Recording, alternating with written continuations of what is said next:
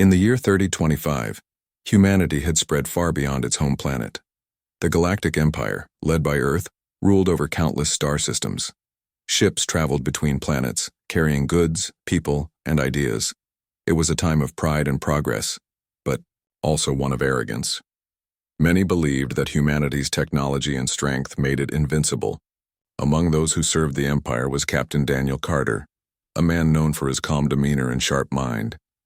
Daniel commanded the Celestial Vanguard, one of the most advanced ships in the fleet. His crew respected him not only for his skills as a leader, but also for his unwavering sense of duty. On this particular day, Daniel sat in the command chair on the bridge, staring at the vast expanse of stars outside the viewport.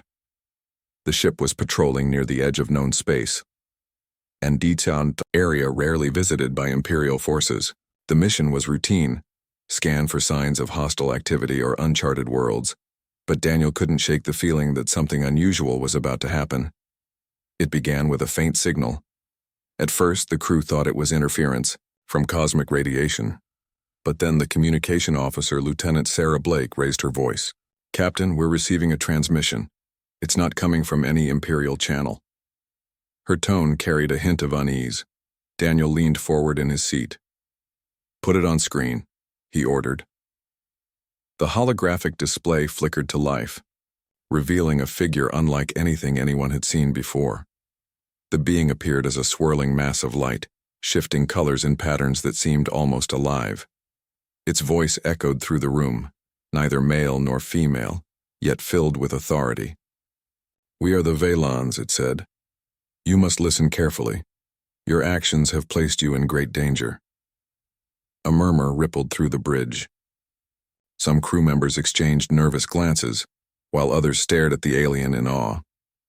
Daniel raised a hand to silence them. "Who are you?" he asked. "What do you mean by danger?" The Valon paused, as if considering how best to explain.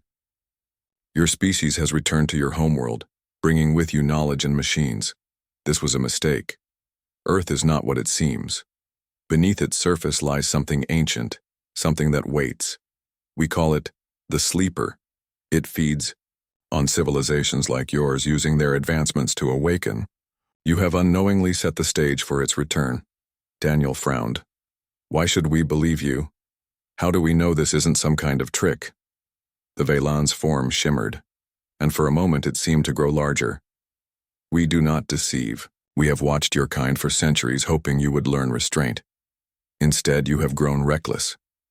If the Sleeper awakens fully, it will consume not only your world, but everything connected to it. Your empire will fall." The bridge fell silent. The weight of the Valon's words hung heavy in the air. Finally, Daniel spoke. "If what you say is true, why warn us now? Why not stop us yourselves?"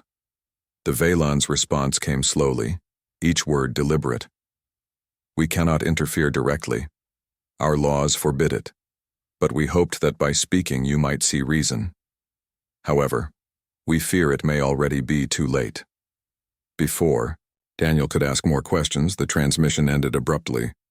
The hologram vanished, leaving only the hum of the ship's systems. For several moments, no one moved. Then Sarah broke the silence. "Sir, what do we do?" Daniel stood up, rubbing his temples. "We report this to Admiral Hayes immediately." He glanced around the bridge. "And prepare for the worst." The message reached Admiral Laura Hayes within hours. She listened intently as Daniel relayed every detail of the encounter. When he finished, she leaned back in her chair, her expression unreadable.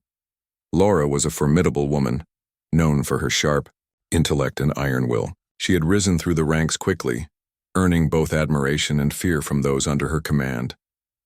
"This is absurd," she finally said. "Aliens warning us about our own planet? It sounds like a bad story meant to scare children."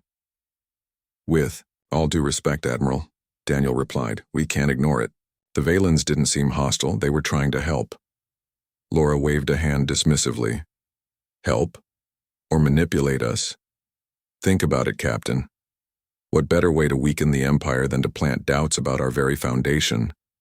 Earth is the heart of everything we've built. Abandoning it based on some cryptic warning would be madness. But what if they're telling the truth? Daniel pressed. What if there really is something dangerous buried beneath Earth's surface? Laura sighed, pinching the bridge of her nose.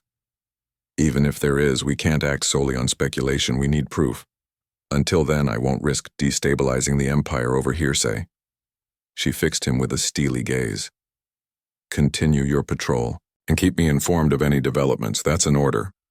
Reluctantly, Daniel nodded.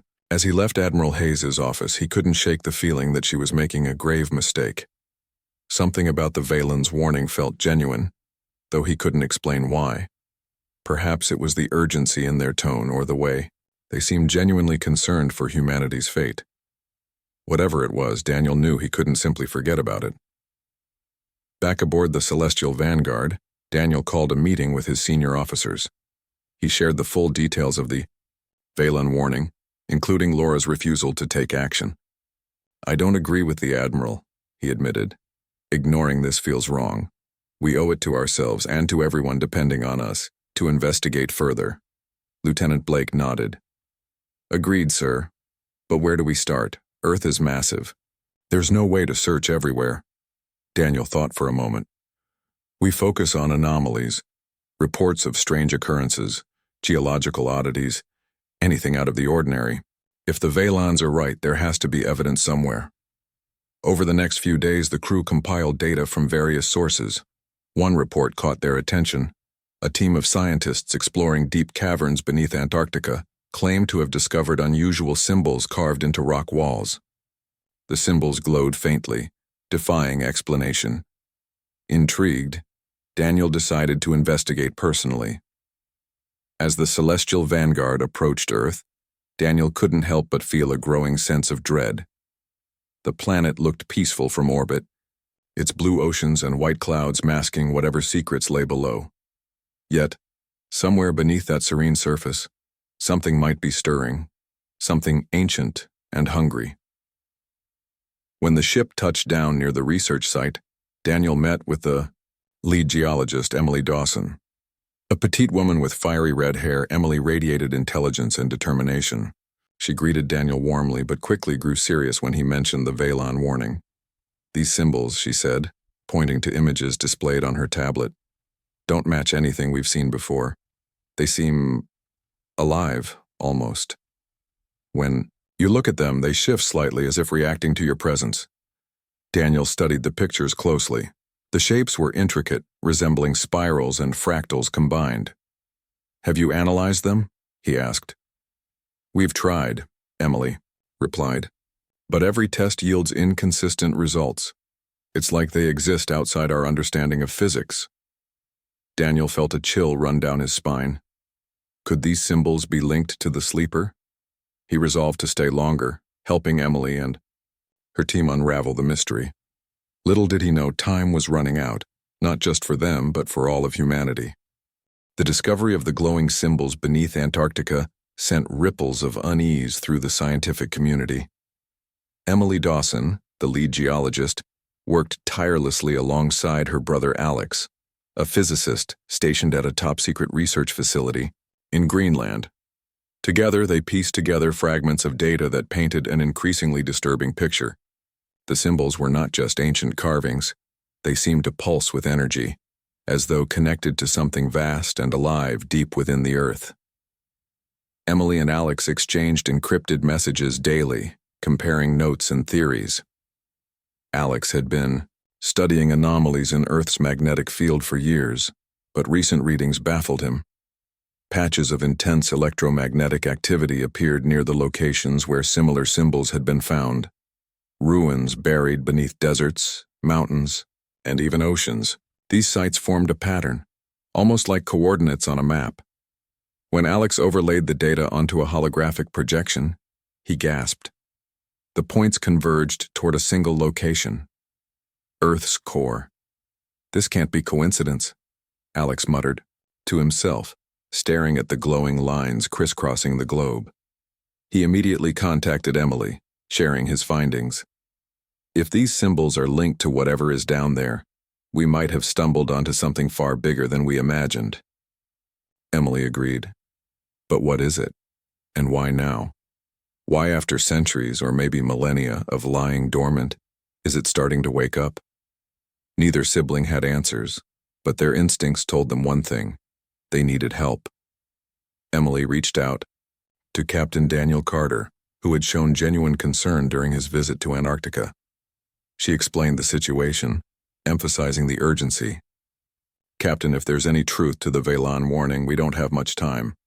Whatever this thing is, it's reacting to our presence. Every drill, every excavation, every piece of advanced tech we bring closer, it's like we're feeding it." Daniel listened intently, his jaw tightening. He knew Admiral Hayes wouldn't act without concrete evidence, but the mounting signs couldn't be ignored. "I'll do what I can," he promised. "Keep digging, and keep me updated." As days turned into weeks, strange events began unfolding across the planet. Machines malfunctioned without explanation. Power grids flickered unpredictably. Farmers reported livestock fleeing en masse from certain areas, abandoning fertile land for barren wastelands. Even humans weren't immune. People living near the mysterious ruins described vivid nightmares filled with whispers urging them to dig deeper, to unearth secrets hidden below. In New York City, a subway worker named Jack Miller experienced one such dream. He woke drenched in sweat, haunted by images of tunnels collapsing and shadowy figures clawing their way upward. At first he dismissed it as stress, but when similar stories surfaced online, he grew uneasy. Jack confided in his neighbor Rachel Scott, a journalist who specialized in uncovering obscure truths. Rachel was skeptical at first, but decided to investigate when she noticed patterns in the reports. Meanwhile, tensions escalated within the Galactic Senate. News of the glowing symbols and strange phenomena leaked to the public, sparking widespread panic. Some senators demanded immediate action, calling for evacuation plans or at least increased monitoring of Earth's surface. Others accused the proponents of fear-mongering, insisting that humanity had thrived on Earth for centuries without issue. "This is nothing more than superstition wrapped in pseudoscience," declared Senator Robert Klein during a heated debate. "We cannot abandon our homeworld based on fairy tales." Admiral Laura Hayes sided with Klein, dismissing calls for caution as hysteria. However, not everyone shared her confidence. Senator Maria Rodriguez, a staunch advocate for planetary safety, argued passionately for restraint. "Even if there's a fraction of a chance the warnings are true, shouldn't we err on the side of caution? Once unleashed, whatever lies beneath may never be contained again." Her words resonated with some, but the majority remained unconvinced. The Empire continued its operations as usual, mining resources and expanding infrastructure. Engineers drilled deeper into the crust, unaware of the danger lurking below. Beneath Antarctica, Emily and her team faced challenges of their own. Equipment failed frequently, forcing them to rely on manual tools. Temperatures plummeted unexpectedly, straining their survival gear. Yet despite the hardships, they pressed on, driven by a mix of curiosity and dread. One day, while exploring a particularly narrow tunnel, Emily stumbled upon something extraordinary: a massive crystalline structure embedded in the rock. The crystal pulsed faintly, emitting a soft hum that vibrated through the air. Its surface shimmered with colors too vibrant to describe, shifting constantly like liquid light. Emily approached cautiously, her heart pounding. As she extended a hand to touch it, the crystal flared brightly, nearly blinding her. She stumbled, backward, clutching her eyes. "What happened?" Alex asked anxiously over the comlink. "I'm fine," Emily replied, blinking away spots of light. "But this thing, it reacted to me. I think it knows we're here." Back at the research facility, Alex analyzed the footage Emily sent. His expression darkened as he studied the crystal's behavior. "It's not just a passive object," he concluded. "It's part of a network, a system designed to interact with intruders. If we're seeing this level of complexity here, imagine what exists deeper." Their conversation was cut short by an urgent message from Captain Carter. Reports are flooding in, he said grimly. Something big is happening. Machines are failing globally and entire regions are losing power. We need to act fast. Emily hesitated. Act how? We still don't know what we're dealing with. We contain it, Daniel replied firmly. Whatever this sleeper is, we stop it before it spreads. Gather your team and prepare to move. I'll coordinate support from orbit. Though reluctant, Emily understood the gravity of the situation. She rallied her crew, briefing them on the plan. They would attempt to map the crystal's energy signature, hoping to identify its source and sever the connection fueling its activity. It was a risky strategy, but doing nothing was no longer an option. As preparations unfolded, the sleeper's influence grew stronger. In remote villages, people vanished without a trace, leaving behind only eerie silence. Wildlife fled en masse, creating chaotic migrations that disrupted ecosystems. Satellites captured strange distortions in Earth's atmosphere, swirling vortexes of energy that defied explanation. Scientists scrambled to make sense of the data, but the changes occurred too rapidly for conventional analysis. On board the Celestial Vanguard, Daniel monitored the escalating chaos. Ships attempting to leave Earth's orbit reported engine failures and erratic navigation systems. Communication channels crackled with static, making coordination nearly impossible. Despite the obstacles, Daniel refused to give up. He ordered his crew to deploy emergency protocols, ensuring the ship remained operational. We're running out of time, he told Lieutenant Blake. If we don't find a solution soon, Earth won't be the only casualty. The sleeper will spread, consuming everything in its path. Sarah nodded, her face pale but determined. What's our next move, sir?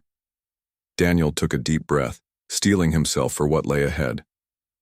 We focus all available resources on containing the threat. Contact every outpost, every station, anyone who can lend support. This isn't just about saving Earth anymore, it's about saving ourselves. Unbeknownst to them, the sleeper had already begun its awakening. Deep within the planet's core, tendrils of energy snaked outward, infiltrating networks of machines and minds alike. Humanity's hubris had awakened a force beyond comprehension, and the consequences would soon become devastatingly clear. The situation on Earth spiraled out of control faster than anyone anticipated. Beneath the frozen expanse of Antarctica, Emily Dawson and her team worked frantically to understand the crystalline structure they had discovered.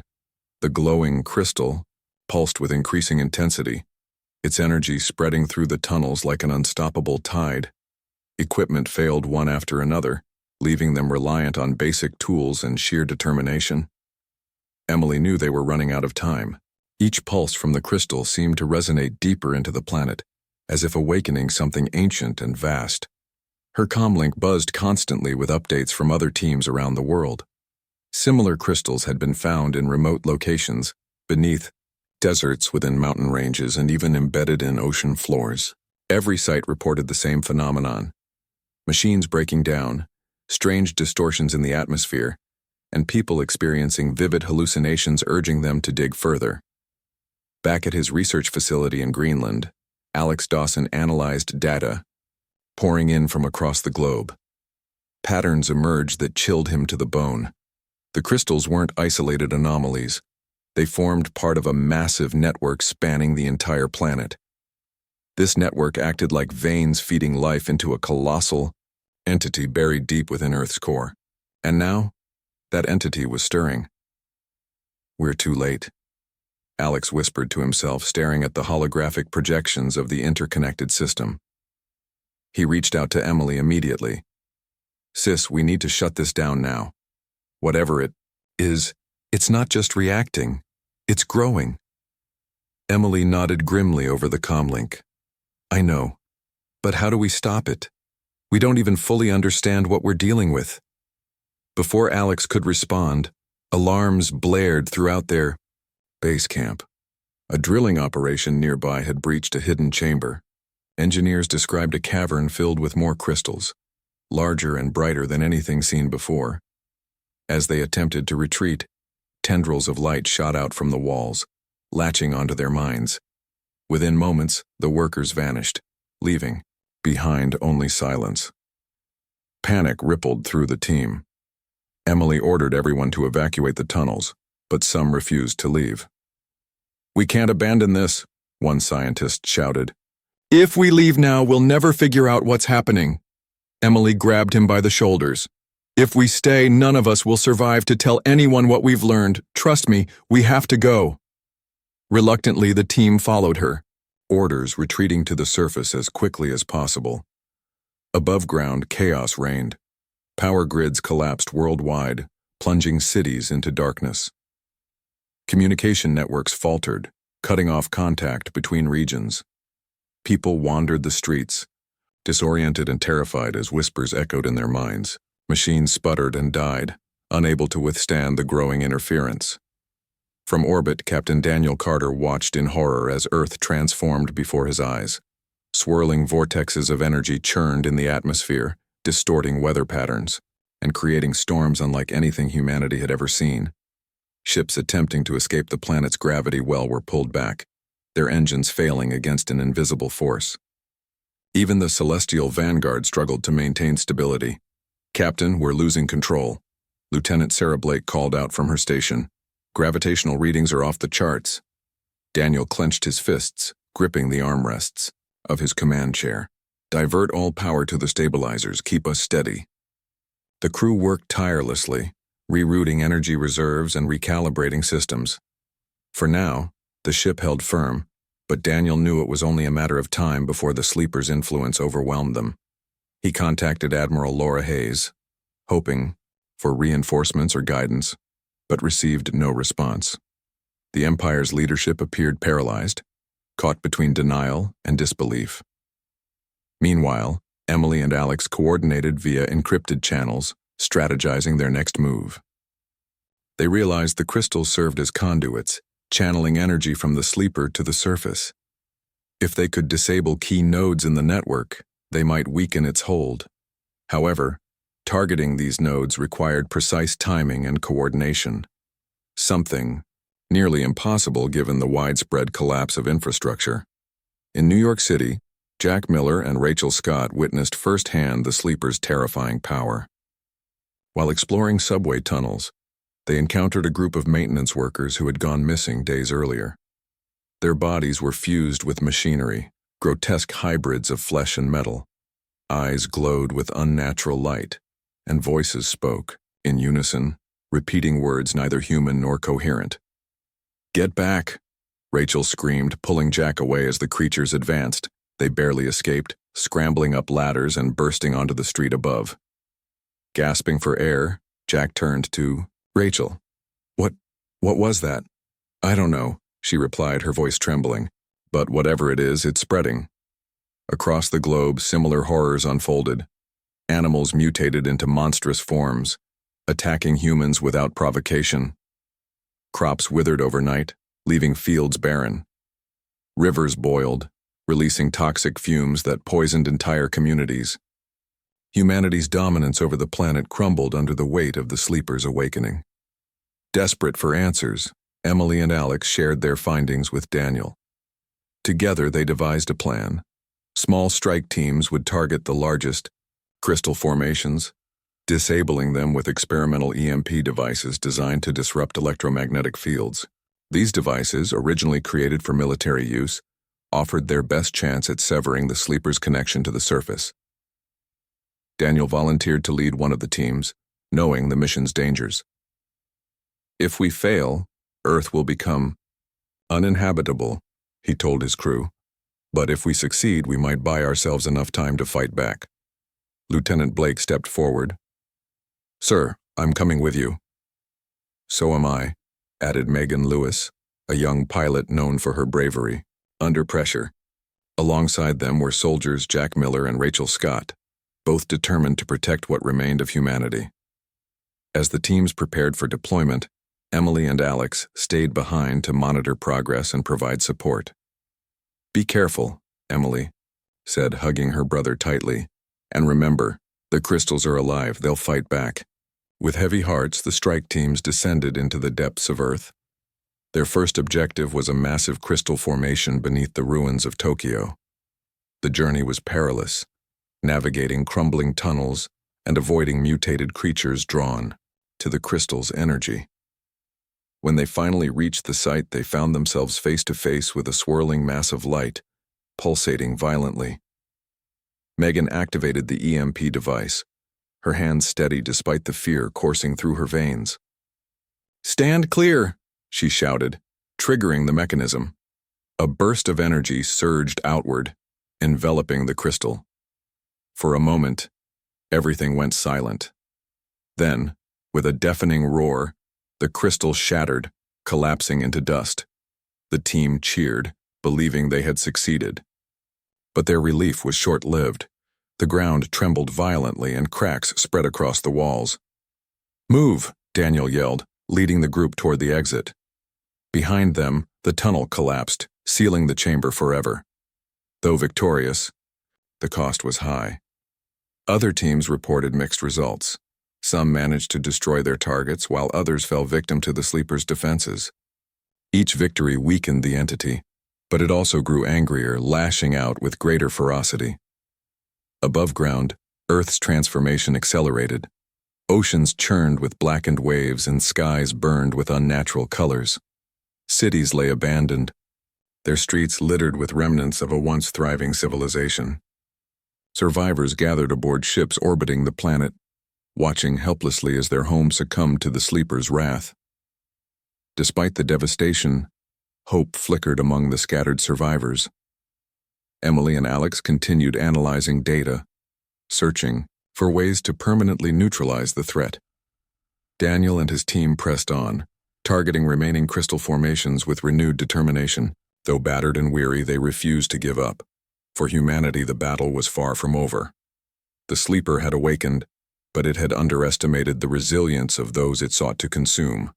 United by desperation and courage, the remnants of the Galactic Empire vowed to fight, not just for survival but for redemption. The remnants of humanity clung to survival aboard scattered ships orbiting Earth. The once blue planet now resembled a nightmare, its surface writhing with unnatural energy. Swirling storms churned across the skies, and rivers of molten light coursed through cracks in the crust. The sleeper's influence had consumed nearly everything, leaving behind a world unrecognizable and hostile.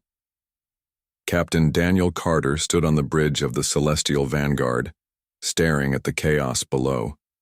His face was lined with exhaustion, but his eyes burned with resolve. The strike teams had succeeded in disabling several key crystal formations, weakening the sleeper's hold. But it wasn't enough. Each destroyed node triggered violent reactions, earthquakes, eruptions, and bursts of energy that threatened to engulf nearby ships. Humanity's efforts felt like trying to plug leaks in a sinking ship, only for new ones to appear faster than they could be sealed. Lieutenant Megan Lewis approached him, her expression grim. "Sir, we've received updates from the other teams. Most have been wiped out. Only 3 nodes remain active, but they're heavily guarded by whatever those things are." Daniel nodded, his jaw tightening. "We knew this wouldn't be easy, but if we don't take them down, there won't be anything left to save." Megan hesitated before speaking again. "Do you think we can actually stop it, or are we just delaying the inevitable?" Daniel turned to face her, his voice steady despite the weight of uncertainty. "I don't know, but giving up isn't an option. If we go down fighting." On board another vessel, Emily, Dawson, and Alex worked tirelessly to analyze data streaming in from surviving sensors. Their research revealed that the sleeper's core, the source of its power, was located beneath the ruins of New York City. It pulsed with an intensity unmatched by any other node, drawing energy from the remaining crystals.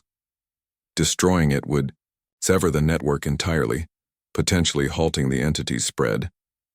"We need to hit it hard," Alex said, pointing to a holographic map of Manhattan. "If we can get close enough to deploy multiple EMP devices simultaneously, we might overload its system." Emily frowned. "Getting close won't be easy. Those hybrid creatures are everywhere down there, and even if we make it inside, the sleeper will fight back harder than ever." Alex placed a hand on her shoulder. "We don't have a choice. This is our last shot." As plans solidified, Daniel led a final assault team composed of Megan, Jack Miller, Rachel Scott, and a handful of soldiers. They loaded onto dropships, preparing to descend into the heart of the devastation. Before departing, Daniel addressed the crew. "This mission is dangerous, and I won't lie to you. We might not all come back, but if we succeed, we give humanity a chance to rebuild. That's worth every risk." The dropships descended through Earth's turbulent atmosphere, buffeted by winds and electrical discharges. Below, the ruins of New York City loomed like a graveyard.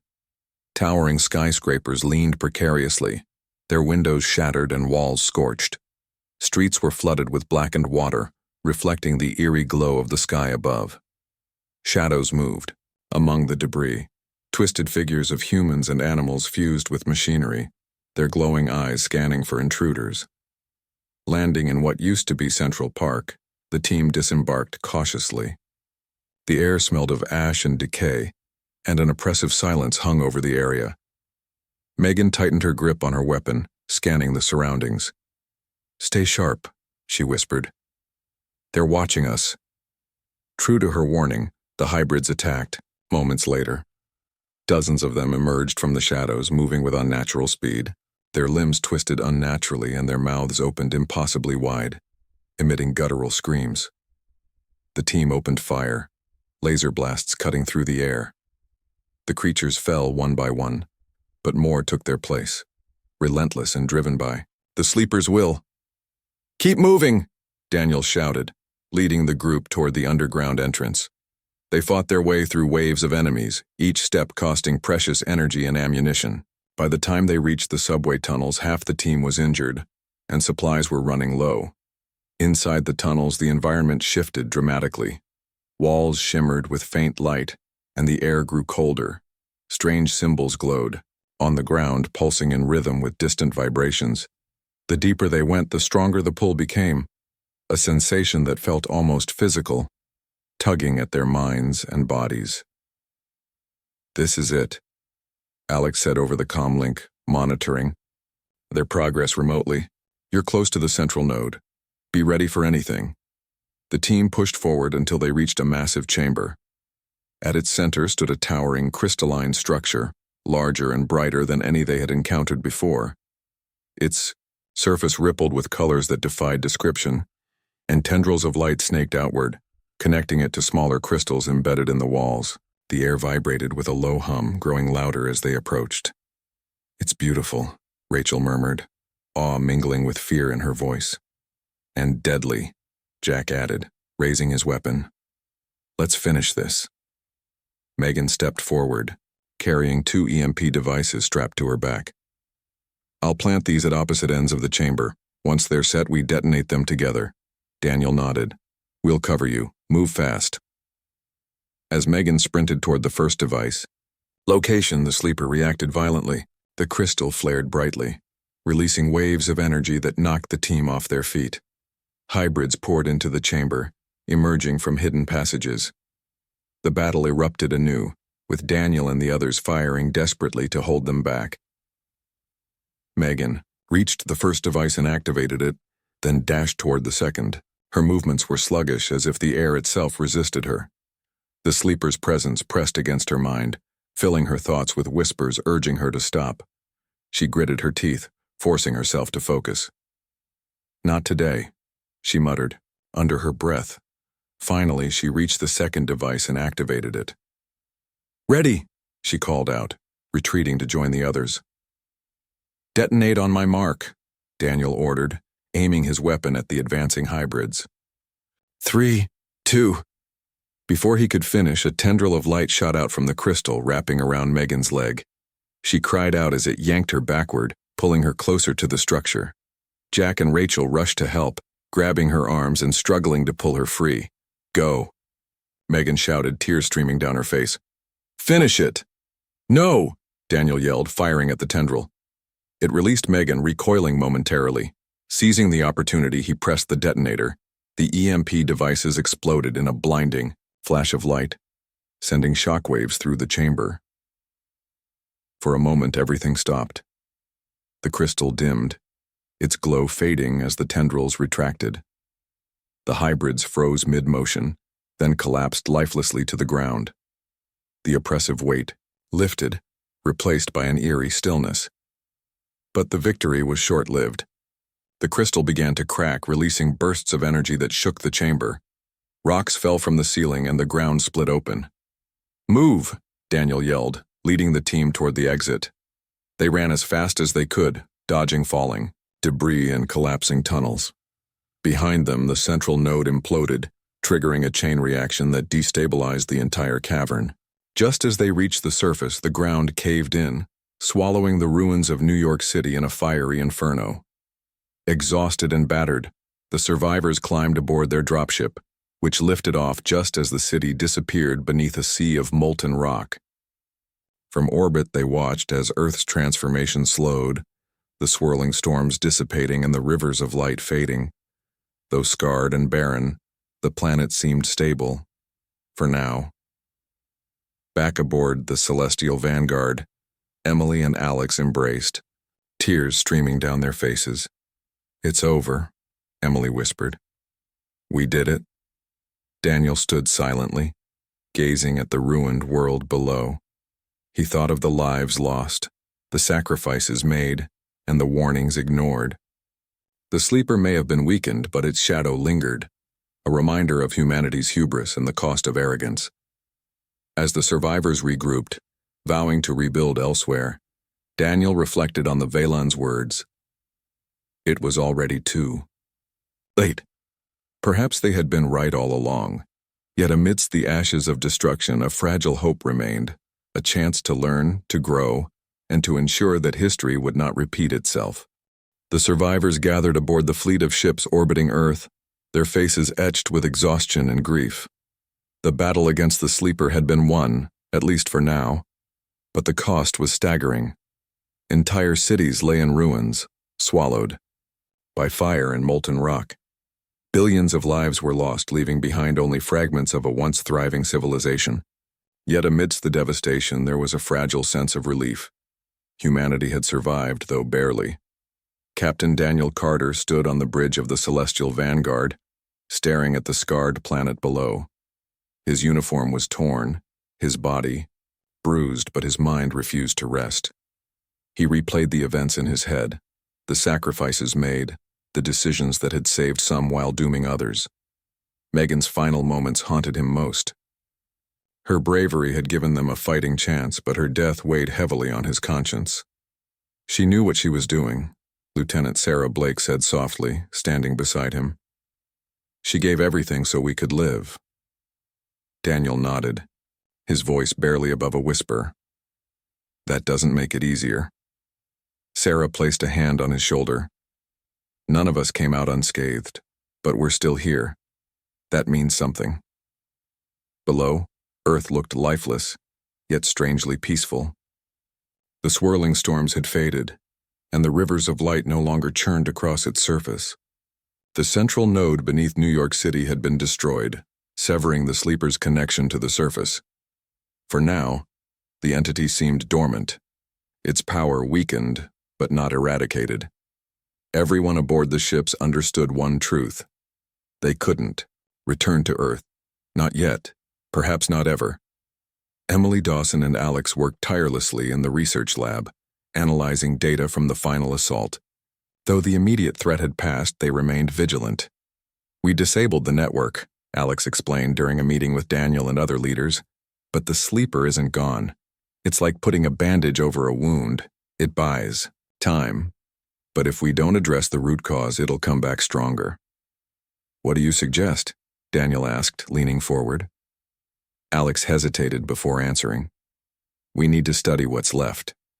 There might be traces of the sleeper's energy signature embedded in the planet's crust. If we can understand how it operates, we might find a way to neutralize it completely. Daniel frowned. That means sending teams back down there. After everything we've been through, I'm not sure anyone would volunteer. Some will, Emily interjected firmly. Not everyone is ready to give up on Earth. Besides, abandoning it altogether feels wrong. This is our home, even if it's broken. Her words resonated with many. Despite the horrors they'd witnessed, Earth represented more than just land or resources. It was humanity's origin, a symbol of resilience and hope. Leaving it behind felt like admitting defeat. Plans were made to send small reconnaissance teams to assess the damage and gather samples. Volunteers stepped forward, driven by a mix of duty and nostalgia. Among them were Jack Miller and Rachel Scott, who had seen the sleeper's influence firsthand. They argued that their experience made them ideal candidates for the mission. "We've faced those things before," Jack said during the briefing. "If anyone can handle it, it's us." Rachel added, "And we owe it to everyone who didn't make it to see if we can fix this, for good." The teams descended cautiously, landing in regions far from the epicenter of destruction.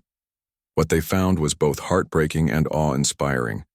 Forests had regrown in places where the ground had cooled, sprouting vibrant green shoots from blackened soil. Rivers flowed again, though their waters shimmered faintly with residual energy. Wildlife began to emerge, timid but alive. It was as if Earth itself was trying to heal. But signs of the sleeper lingered. In certain areas, crystals still glowed faintly, pulsing irregularly. Mutated creatures roamed the wilderness, their forms twisted but less aggressive than before. The recon teams documented everything meticulously, sending updates back to the fleet. Meanwhile, aboard the ships, discussions turned to the future. Admiral Laura Hayes, who had initially dismissed the Valen warning, addressed the survivors with a tone of humility. "I was wrong," she admitted during a broadcast. "My arrogance blinded me to the truth, and because of that, we suffered losses beyond measure. We cannot undo what has happened, but we can learn from it." Her admission shocked many, given her reputation for inflexibility. Yet it marked a turning point. Leaders began drafting plans for a new beginning, a settlement on a distant moon, safe from the remnants of the sleeper. Resources were pooled, and engineers worked around the clock to construct habitats capable of sustaining life. For Daniel, the decision to leave Earth behind was bittersweet. He spent hours staring at the planet, wondering if humanity deserved a second chance. Had they learned enough to avoid repeating their mistakes, or would their ambition inevitably lead them to another disaster? One evening, he visited Emily and Alex in the lab. "Do you think we'll ever truly understand what happened down there, Autor?" he asked. Emily sighed, setting aside her notes. "Maybe not fully, but understanding isn't always about answers.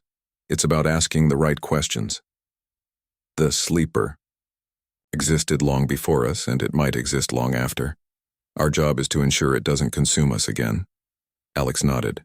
"And maybe, just maybe, we'll figure out how to coexist with it, or at least keep it contained." As preparations for departure continued, the survivors reflected on the lessons learned. The Galactic Empire had fallen, not to an external enemy but to its own hubris. Earth had served as both cradle and trap, nurturing humanity's growth while hiding dangers beyond comprehension. The Valan's warning had proven true, though it came too late to prevent catastrophe. On the day of departure, Daniel stood on the observation deck watching as the ships broke orbit. Behind them, Earth receded into the distance, a pale blue dot marred by scars. Tears welled in his eyes, but he didn't wipe them away. Grief and gratitude mingled within him, a reminder of what had been lost and what remained possible. "We'll carry this with us," he murmured to himself. "Every mistake, every sacrifice, it's part of who we are now." As the fleet journeyed toward a new home, hope flickered like a flame in the darkness. Humanity had paid a heavy price for its survival, but it emerged stronger, wiser, humbler, and determined to forge a better path. The sleeper's shadow loomed large in their memories, a constant reminder of the thin line between progress and peril. Yet, with unity and resolve, they vowed to rise above the ashes, building a future worthy of those who had fallen. Earth drifted farther away, silent and still. Whether it would heal fully or remain forever tainted by the sleeper's presence remained unknown. For now, it stood as a monument to humanity's resilience, a testament to the fact that even in the face of overwhelming odds, survival was possible. And perhaps one day, redemption would follow.